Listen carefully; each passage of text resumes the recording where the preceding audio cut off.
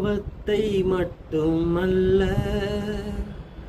உன் நோயையும் நீக்கிடுமே. பாவத்தை மட்டுமல்ல உன் நோயையும் நீக்கிடுமே. பயத்தை நீக்கி விசுவாசம் கொண்டு பட்சமாய் அவரண்டை வா. பயத்தை நீக்கி விசுவாசம் கொண்டு பட்சமாய் அவரண்டை வா. கல்வாரியே கல்வாரியே ஒப்பற்ற கல்வாரியே, கல்மனம் மாற்றிடும் கனிவுள்ள கல்வாரியே.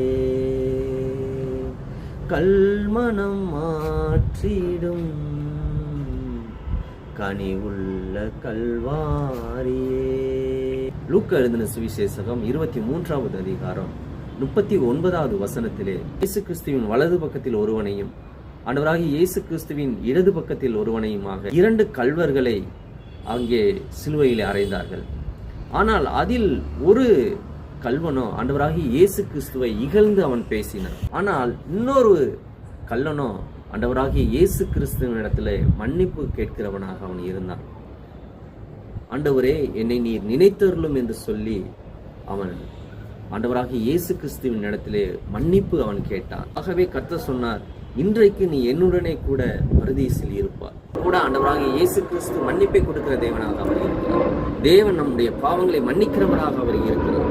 ஆகவே தேவனிடத்தில் நாம் மன்னிப்பு கேட்போம். நாம் செய்த காரியங்களை, தவறுதலான காரியங்கள், குற்றமான காரியங்களை தேவனிடத்திலே நாம் அறிக்கையிட்டு நாம் பாவத்தில் இருந்து நாம் விடுதலை பெறுவோம். கர்த்தர் நிச்சயம் நம்மை ஆசீர்வதிப்பாராக.